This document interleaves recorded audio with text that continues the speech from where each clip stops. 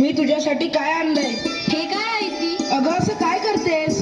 ही पुस्तके आहेत, या पुस्तकांचं वाचन कर. इश्श, आता ह्या वयात कसं वाटल ते? हे बघ सावित्री, तू मला लग्नाच्या वेळेस वचन दिलं होतंस, आता नाही म्हणू नकोस. हे तुला करावंच लागेल. आजपासून तुझा अभ्यास सुरू. अहो, पण लोक काय म्हणतील? किती बदनामी होईल आपली. लोक तू करतील आपल्यावर. स्त्रिया या घरातल्या कामातच बऱ्या वाटतात, असं बाहेर जाऊन नाही हो. बरं असू द्या, ही पुस्तके राहू द्या बाजूला, मला लय कामं आहे ती. अरे बाळा, गप माझ्या सोन्या, तुला काय हवंय? काय रडतोयस? अगं बाई, ह्याचं अंग तर लय तापले. हे पण घरी नाहीत, आता मी काय करू? सावित्री, अगं ये सावित्री, किती रडतोय तुझं बाळ? काय झालंय त्याला? वय ग पारू, रात्रीपासून लय रडायला लागले बघ. काय ठाऊक काय झालं या? अंग बी लय तापलं या. अगं सावित्री, अगं याचं अंग तर इस्तवणी तापलं या. वय ग पारू, आता मी काय करू? अगं सावित्री, ही तर भूतबाधा आहे, भूतबाधा. काय भूतबाधा? माझ्या लेकराला भूताने झपटलंय? नाही नाही, असं होऊच शकत नाही. होय सावित्री, असंच झालंय. याच्या पापण्या बघ कशा लाल झाल्यात. मग आता मी काय करू? हे पण घरी नाहीत. अगं तुझं पोरगं लय तापलंय, आता रडत बसू नकोस, वेळ वाया घालू नकोस. आपल्या गावाबाहेर मांत्रिक बाबा आलेत, लय जालीम उपाय करतात ते. त्यांच्याकडे घेऊन जा त्याला. वाटलं तर मी येते तुझ्या संग. वय वय, चल लवकर, माझं लेकरू लय तापलं या. बाबा, ते बघा, एक बाई आपल्या बाळाला घेऊन येत आहे आपल्याकडे. म्हणजे आज आपली कमाई होणार. बाबा, माझ्या बाळाला वाचवा. बाबा, माझ्या बाळाला वाचवा. त्याचा अंग इस्तवासारखं तापले. बाबा, काहीतरी करा. बाबा, काहीतरी करा. तुझ्या बाळाला भूतबाधा झाली या. कसली भूतबाधा बाबा? बाई, तुझ्या बाळाला विहिरीतल्या भूताने झपटलंय. काय? विहिरीतल्या भूताने? मग काहीतरी उपाय सुचवा बाबा, मी माझ्या बाळासाठी काय पण करीन.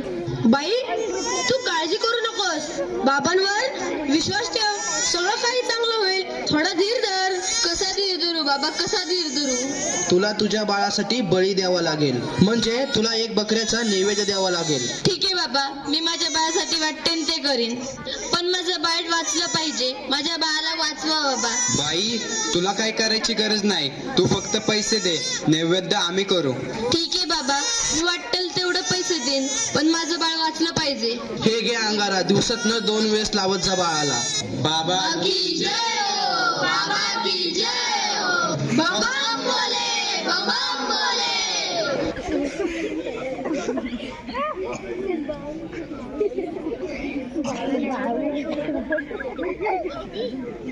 अगं बाई, ह्याचा अजून कसं काही ताप कमी नाही झाला? काल बाबाकडे जाऊन पण काय बी फरक पडला नाही.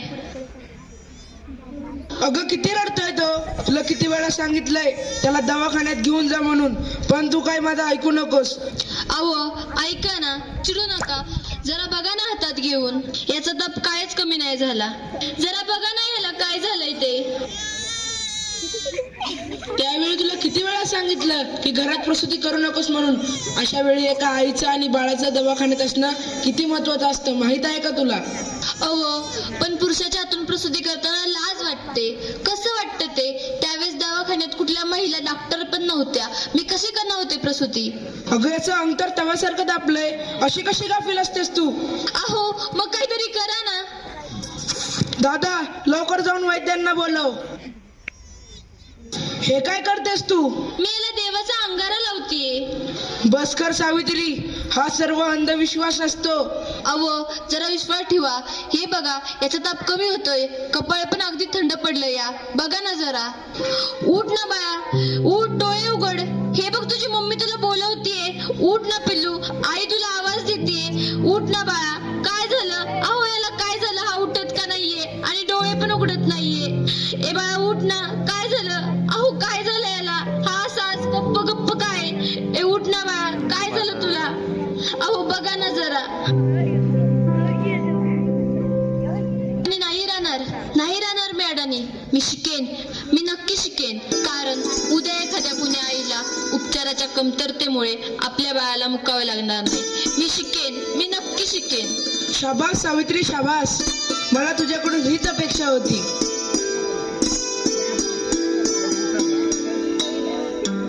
अगं बाई, मला माहितीच नव्हतं सूर्य हा पृथ्वीच्या गोल अगं सूर्य पृथ्वीच्या गोल फिरत नाही, पृथ्वी सूर्याभोवती फिरते, समजलं?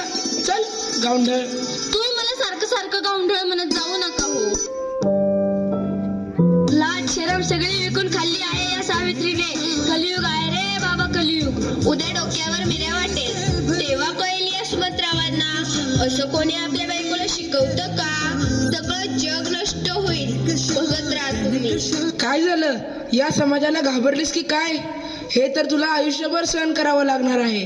नाही, मला आता कुणी काही म्हणू दे, मी आता मागे हटणार नाही. मी शिकेन, मी नक्की शिकेन. मग चल माझ्या बरोबर. पोस्टमन, सुमंतरावांचं घर हेच आहे का? तुमची दिल्लीहून तार आलीये. सावित्री, तुला दिल्लीवरून तार आलीये. तुला दिल्लीला जावं लागेल. तुला दिल्लीला पुरस्कारासाठी बोलवलंय. तुझा सत्कार होणार आहे. काय? आज हे फक्त तुमच्यामुळे शक्य झालं, नाहीतर मी एकटी काहीच करू शकले नसते. Congratulations, keep it up. महिलांचा सन्मान वाढवलात तुम्ही.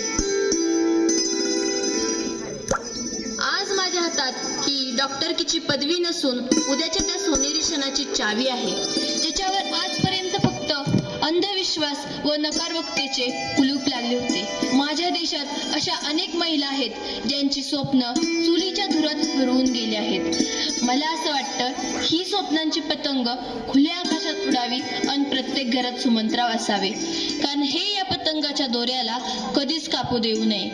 हे करणं खूप अवघड तर आहेच, पण अशक्यही नाही. सावित्री, चुकलं माझं, मला माफ कर. मी तुला नाही नाही ते बोलले. तू आज शिकून समाजाला धडा शिकवलास.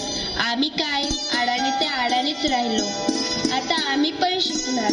खरं सावित्री, चुकला आमचं, माफ कर आम्हाला.